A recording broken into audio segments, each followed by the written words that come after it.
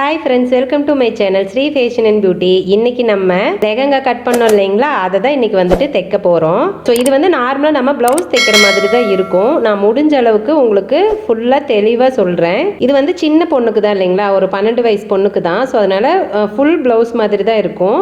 Short, அதாவது நம்ம பெரியவங்கெல்லாம் போடுற மாதிரி ஷார்ட்டெல்லாம் லெஹங்கா ப்ளவுஸ் இல்லை. ஸோ இது எப்படி தைக்கிறதுன்னு பாருங்க. உங்களுக்கு நாங்கள் ஸ்டிச் பண்ணுறது வந்து பிடிச்சிருந்துச்சுன்னா நீங்களும் இதே மாதிரி கூட மெத்தடில் ஸ்டிச் பண்ணிக்கலாம். சரி, ஓகேங்க. இது எப்படி தைக்கிறதுன்னு சொல்லிட்டு பார்த்துடலாங்களா? சரி, வாங்க போகலாம்.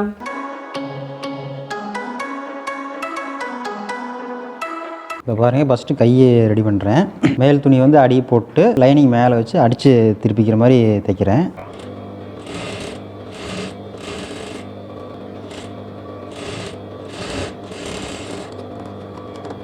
இப்போ பாருங்கள், லைனிங் இந்த பக்கம் திருப்பிட்டு லேசாக ஒரு கீறி விட்டு மேலே ஒரு அமுத்து தையல் ஒன்று போட்டுக்கலாம்.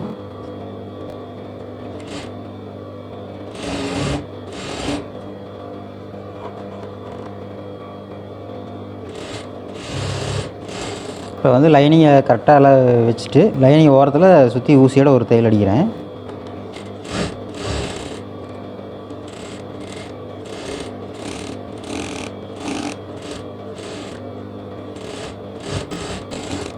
இந்த கையும் அதே மாதிரி அடிச்சுக்கிறேன்.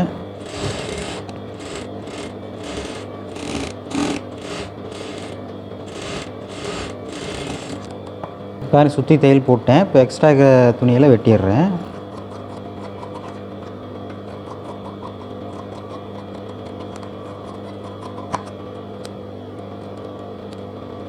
இப்போ பாருங்கள், இந்த கரை அவங்களே கொடுத்த கரை தான். இப்போ இதை வந்து கையில் வச்சு ஜாயின் பண்ணிடுறேன்.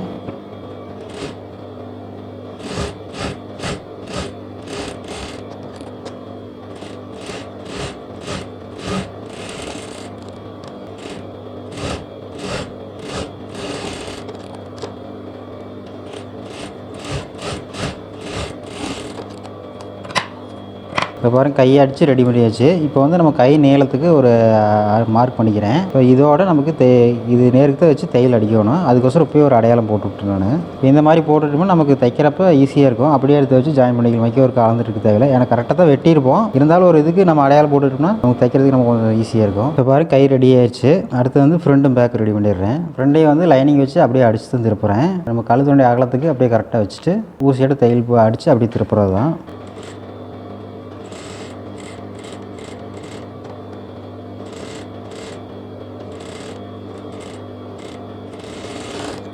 இப்போ வந்து உள்ளே இருக்கிற மேல் துணி வெட்டிடுறேன். எப்பயுமே வந்து இந்த ரவுண்டு வரப்போ கொஞ்சம் கொஞ்சம் வெட்டி விட்டுட்டோம்னா நமக்கு உள்ளே வந்து இழுத்து பிடிக்காது. அதனால் ரவுண்டு இருக்கிற இடத்துல கொஞ்சம் கொஞ்சம் வெட்டி விட்டுறேன். இப்போ லைனிங் மேலே வந்து ஊசியோட ஒரு தையல் ஒன்று போடுறேன். ஏன்னா தையல் போட்டோம்னா இந்த உள்ளே கொஞ்சம் கொஞ்சம் வெட்டிக்கிறோம் பார்த்தீங்களா, அது வந்து இந்த தையலில் சிக்கிக்கும். பிரிஞ்சு வரத்துக்கு கொஞ்சம் வாய்ப்பு கம்மியாக இருக்கும். அதே மாதிரி நமக்கு மேலே திருப்பி இன்னொரு ஊசியோட தையல் அடிக்கும் பார்த்தீங்களா, அதுக்கு வந்து திறப்புறதுக்கு கொஞ்சம் ஈஸியாக இருக்கும். அதனால தான் தையல் போட்டுக்க ரெட்டை வேலை தான் இது. இருந்தாலும் நமக்கு ஈஸியாக இருக்கும் தைக்கிறப்போ. இப்போ வந்து இப்படி திருப்பிட்டு மேலே ஒரு ஊசியோட தையல் போட்டோம்னா நம்ம ஸ்ட்ராங்காகவும் இருக்கும், பார்க்குறதுக்கு அழகாகவும் இருக்கும். பாருங்க, அந்த தையல் அடிச்சங்காட்டி இப்போ ஈஸியாக திரும்பிடுச்சு.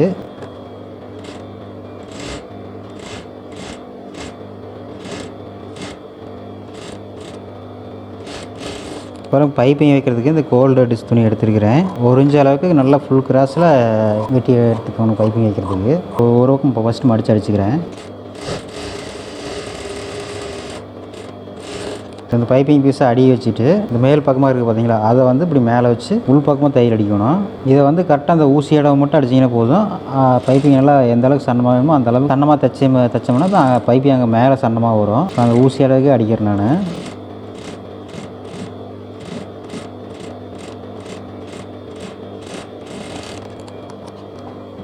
இப்போ வந்துட்டு இது மேலே திருப்பி எப்பயும் போல் பைப்பிங் அடிக்கும் போது அடிச்சுக்கலாம். இப்போ பாருங்கள், நீங்கள் எப்படி இழுத்தீங்கனாலும் எவ்வளோ சன்னமாக வேணுமோ அந்தளவுக்கு நம்ம உள்ளே தள்ளி விட்டு அடிச்சுக்கலாம்.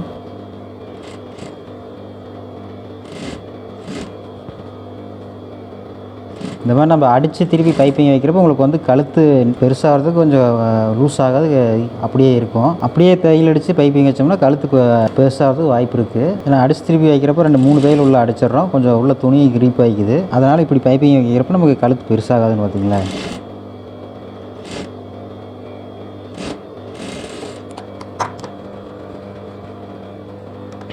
இப்போ பாருங்கள் உள்ளே வந்து இந்த ரவுண்டு வர இடத்துலேயே அந்த பைப்பிங் துணியை கொஞ்சம் லைட்டாக வெட்டி விட்டு இந்த லைனிங் மேலேயே வந்து ஒரு தையல் ஒன்று அடிச்சு விட்றலாம். ஏன்னா அது எக்ஸ்ட்ரா இருக்கிற பீஸ் வந்து மேலே தூக்கிட்டுலாம் இருக்கலாம், அமுத்தி லைனிங்லேயே வச்சு அமுத்தி விட்றலாம். இப்போ பாருங்கள் இப்படி துணியை விரிச்சு விட்டு இப்போ வந்து இந்த லைனிங் மேலேயே இந்த துணியை வச்சு அடிச்சிட்றேன். இது வெட்டாமல் அடித்தோம்னா அது அந்த ரவுண்டுக்கு வந்து திரும்ப அதை இழுத்து பிடிச்சிட்டே இருக்கும். அதுக்கு பெருசாக வெட்ட தேவையில்ல, லைட்டாக கொஞ்சம் கொஞ்சம் வெட்டி விட்டால் போதும், அப்படியே திரும்பிக்கிறது. அது வெட்டாமல் அடிச்சிருந்தாலும் இப்போ பைப்பிங் அடிக்கணும்னு பார்த்தீங்கன்னா இப்போ உங்களுக்கு இப்படி அடிச்சிட்டு இப்படி நேரம் நிற்கும். இப்போ வந்து அது வெட்டி விட்டு அடிச்சோம்னா இந்த மாதிரி நீட்டாக உட்காந்துக்கும் பார்த்துங்களேன். இந்த பீஸ் பாருங்கள் கொஞ்சம் இறக்கத்துக்கு கொஞ்சம் பத்தாமல் இருக்குது 1 இன்ச் அளவுக்கு. அதனால் இந்த பீஸை வச்சு நான் இப்போ ஜாயின் போடுறேன்.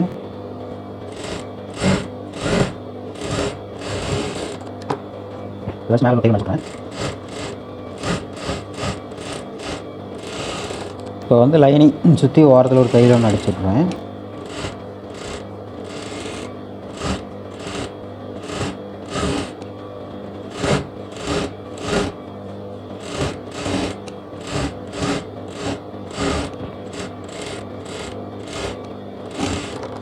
இப்போ பாருங்கள் இப்போ எக்ஸ்ட்ரா இருக்கிற துணி பூரா கட் பண்ணிடுறேன். இப்போ வந்து இங்கே ஃப்ரண்டில் டாட் பிடிக்கணும். அதுக்கு வந்து எப்படி பிடிக்கிறதுன்னு சொல்கிறேன் பாருங்கள். இப்போ இந்த துணியை வந்து 2ஆக மடிச்சுட்டு இந்த சென்டரை தூக்கி இப்போ நம்ம இங்கே தையல் அடிப்போம் பார்த்தீங்களா, இங்கே ஊசி மார்க் போட்டிருக்கு பாருங்கள். இந்த இடத்துல இப்படி வச்சுட்டு நடுவில் ஒரு கீறினீங்கன்னா அந்த அடையாளம் வந்துடும். பார்த்தீங்கன்னா மேலேருந்து எப்படி அளவு வைக்கிறதுன்னு பார்த்தீங்கன்னா மேலேருந்து ஒரு 8.5 இன்ச்சு வச்சுட்டு 8.5 இப்படி எவ்வளோ வச்சுக்கலாம், ஒன்றும் பிரச்சனை இல்லை. இப்போ இந்த 8.5லேருந்து கீழே எவ்வளோ பிடிக்குன்னு பார்த்தீங்கன்னா ஒரு 5.5 இன்ச்சு 5.5 6 கூட பிடிக்கலாம். நம்ம இப்போ அவங்க எப்படி வைக்கிறாங்கன்னா அதுக்கு தகுந்த மாதிரி நம்ம பிடிச்சிக்கலாம், ஒன்றும் பிரச்சனை இல்லை. இப்போ இங்கே ஆரம்பிக்கிறப்ப ஊசியோட ஆரம்பித்து நடுவால் வரப்போ ஒரு 4 இன்ச் அளவுக்கு இந்த அளவுக்கு வந்தால் போதும். நடுவால் அக்கே அப்படி கீழே வரப்போ அதே ஊசியோட கொண்டு முடிச்சு எடுத்துக்கணும். இப்போ இந்த பக்கம் அதே மாதிரி வந்து பிடிச்சிட்றேன். இப்போ பாருங்கள் பேக்கு, அதுவும் பேக்கு வந்து அடித்து தான் திருப்புறேன். இதுவும் கரெக்டாக அந்த ஊசியோடவே அடித்து தைச்சி அடித்து திருப்புற மாதிரி தான். சரி, ஊசியோடங்கிற குதிரடை இப்போ இந்த இடத்துல அந்த முக்கு திரும்புறதுக்கு நூல் கட்டி திருப்பிக்கிறேன். இப்போ ஒரு நூல் எடுத்து இப்படி ஊசியில் முட்டை வச்சுட்டு மைக்கே ஊசி எடுத்து குத்திட்டு இந்த நூலை எடுத்து ஜாயிண்ட் ஆகிக்கலாம். ஒன்றா பிடிச்சி இந்த பக்கம் வெளியே இழுத்து விட்டுலாம். இப்போ இந்த பக்கம் தைச்சிட்டு வந்துடுறேன்.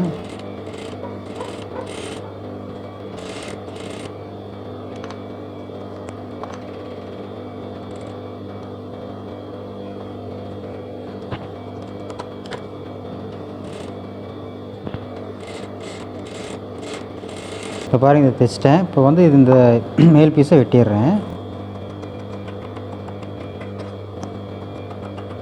இப்போ பாருங்கள் இந்த ரவுண்டாக இருக்கிற பக்கம்லாம் கொஞ்சம் கொஞ்சம் கட் பண்ணி விடணும், அப்போ தான் திரும்ப நல்லா.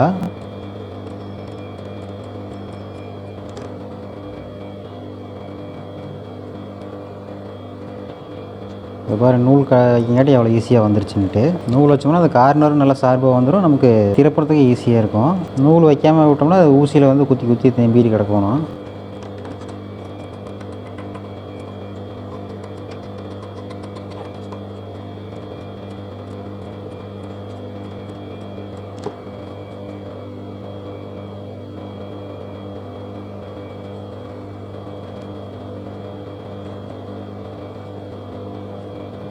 இது வந்து இதை மேலே ஊசியோட ஒரு தையல் ஒன்று அடிச்சிடுறேன்.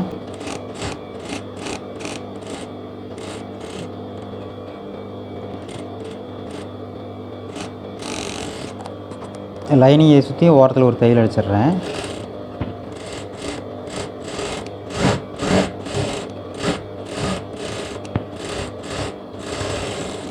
இப்போ எக்ஸ்ட்ரா இருக்கிறதெல்லாம் வெட்டிடுறேன்.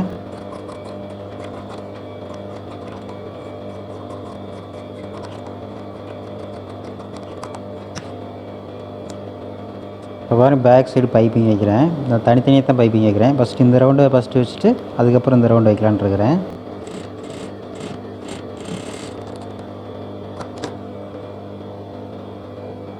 இப்போ மடக்கிறப்ப மட்டும் நமக்கு எந்த அளவுக்கு சன்னமாக வேணுமோ அந்த அளவுக்கு உள்ள துணி இழுத்து விட்டோம்னா நல்லா சன்னமாகிக்கும்.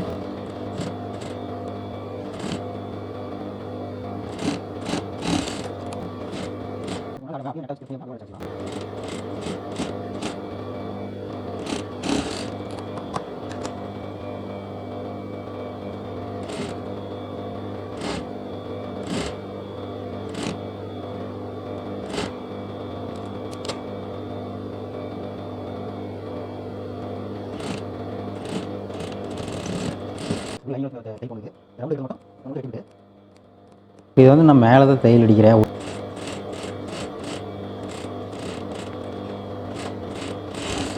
பாருங்க பேக்கு ப்ரெட்டு எல்லாம் ரெடி பண்ணிட்டேன். இப்போ வந்து ஷோல்டர் ஜாயின் பண்ணிடுறேன். இது கரெக்டாக வச்சு பிடிச்சிட்டு அப்படியே தைச்சிட்றேன். இப்போ இதை வந்து ரெண்டு கரெக்டாக இருக்குதுன்னு பார்த்துக்குங்க. ஏன்னா தைச்சிட்டு வரப்போ ஒன்று முன்ன பின்ன தள்ளிட்டு வந்துடும். அதுக்கு லைட்டாக அமுத்தி பிடிச்சி தள்ளிவிட்டிங்கன்னா அது கரெக்டாக வந்து உட்காந்துக்கு அப்படியே. இப்போ ரெண்டு கரெக்டாக வந்துருச்சு.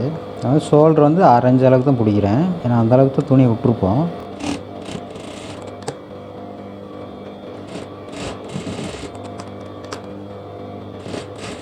பாருங்கள் ஷோல்டர் ஜாயின் பண்ணிட்டு ஓவர்லாக் போட்டு வந்துட்டேன். இப்போ வந்து கை ஜாயின் பண்ணுறேன். கை பார்த்தீங்கன்னா எப்போ நீங்கள் ஜாயின் பண்ணாலும் சென்டர்லேருந்து ஜாயின் பண்ணிக்கிங்க. கைக்கு வந்து நீங்கள் எப்பயுமே அரைஞ்சி தான் துணி நம்ம எக்ஸ்ட்ரா விடுவோம். அந்த அரைஞ்ச அளவுக்கு அப்படியே வச்சு தைச்சிக்க வேண்டியது தான்.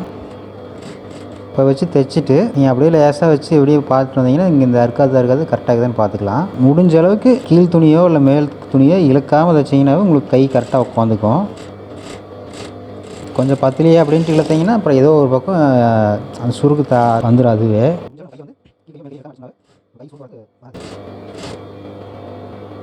ஆம்கோல் பார்த்தீங்கன்னா பெருசாக போகிற அளவுக்கு வாய்ப்பு இல்லை. நம்ம தைக்கிறப்பக்கு இது கொஞ்சம் இப்போ நமக்கே தெரியாமல் இது இழுத்து இருந்தோம்னா தான் பெருசாகும். அதுக்கு தான் வச்சு பார்த்துக்கிறது.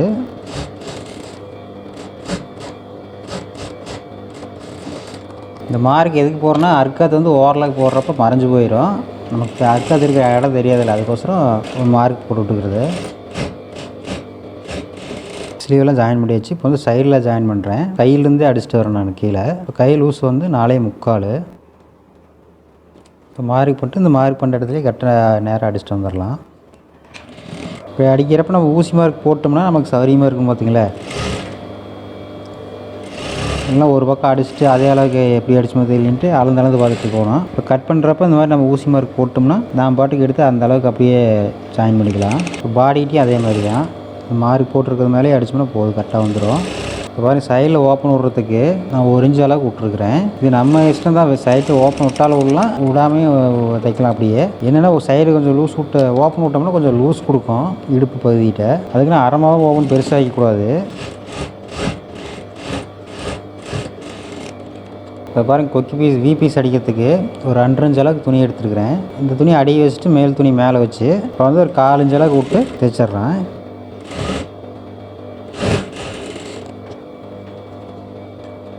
இப்போ மேலே பைப்பிங் வச்சுட்டுங்களா, அதனால் இப்படி ஒரு மடக்கு மடக்கிட்டு உள்ளே மடக்கி விட்டு இதை வந்து ஒரு 1 இன்ச் அளவுக்கு வந்து இப்படி மடக்கலாம்.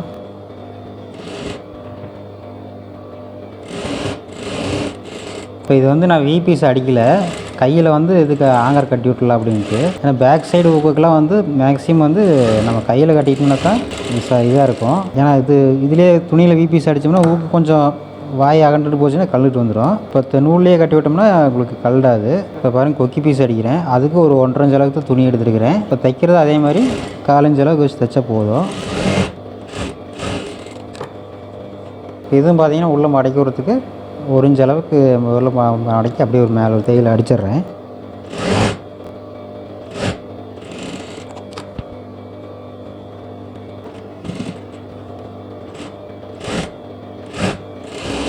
இப்போ பாருங்கள் சைடு ஓப்பனுக்கு நம்ம சுடிதாருக்கெல்லாம் அடிப்போம்ல அதே மாதிரி தான் ஒரு 1/4 இன்ச் அளவுக்கு ஃபஸ்ட்டு மடக்கிட்டு அதே அளவுக்கு இன்னொரு மடக்கு மடக்கி நம்ம எந்த அளவுக்கு கேப் விட்ருக்கோமோ அது வரைக்கும் அடித்து அப்படியே திருப்பிக்கலாம்.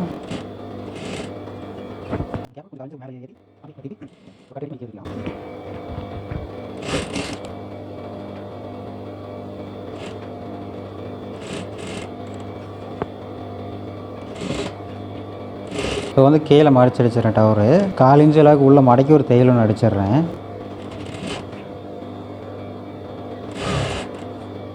இந்த சைடு அதே அளவுக்கு வச்சு என்ன மார்க் கூட பண்ணி அப்படியே உள்ள அமுத்திட்டு அடிச்சுக்கங்க.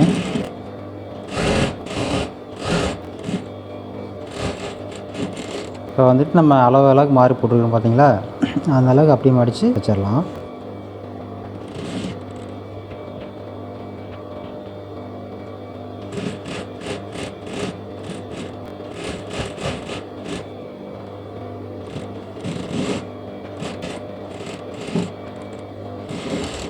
அவ்வளோதாங்க, நம்ம வந்துட்டு லெஹங்கா ப்ளவுஸ் தைச்சு முடிச்சாச்சு. ஸோ ரொம்ப ஈஸியான மெத்தடில் தான் நம்ம தைச்சிருக்கோம். உங்களுக்கும் முடிஞ்ச அளவுக்கு எக்ஸ்பிளைன் பண்ணியிருக்கோம். கண்டிப்பாக உங்களுக்கு புரியும்னு நினைக்கிறேன். சப்போஸ் உங்களுக்கு என்ன டவுட் இருந்தாலும் நீங்கள் எனக்கு கேட்கல, நான் உங்களுக்கு எக்ஸ்பிளைன் பண்ணுறேன். ஓகேங்க, இந்த வீடியோ பிடிச்சிருக்குன்னு நினைக்கிறேன். இந்த வீடியோ பிடிச்சிருந்துச்சுன்னா வீடியோ லைக் பண்ணுங்கள், உங்கள் ஃப்ரெண்ட்ஸ்க்கெல்லாம் ஷேர் பண்ணுங்கள். உங்களோட கமெண்ட்ஸ் எதுவாக இருந்தாலும் கமெண்ட் பாக்ஸில் தெரிவிங்க. என்னோட வீடியோஸ் எல்லாம் உங்களுக்கு ரொம்ப பிடிச்சிருந்துச்சுன்னா, என்னோட வீடியோஸ் பார்த்து நீங்கள் நிறைய விஷயம் கற்றுக்கணும்னு ஆசைப்பட்டீங்க அப்படின்னா ஃபர்ஸ்ட் சேனலை சப்ஸ்கிரைப் பண்ணிக்கோங்க. பக்கத்துலேயே பாருங்கள் ஒரு பெல் ஐக்கன் வரும், அதுலேயே ஆல்னு ஒரு பட்டன் வரும், அதை தட்டி விட்டுருங்க. ஸோ அப்போ தான் நான் எப்போல்லாம் வீடியோ அப்லோட் பண்ணுறேனோ உடனே உங்களுக்கு நோட்டிஃபிகேஷன் வந்துடும். ஸோ என்னோட வீடியோஸை நீங்கள் வந்து மிஸ் பண்ணாமல் பார்க்க முடியும். ஓகே ஃப்ரெண்ட்ஸ், இந்த வீடியோ இதோட முடியுது. நான் இன்னொரு வீடியோவில் உங்களை மீட் பண்ணுறேன். பாய், தேங்க்யூ.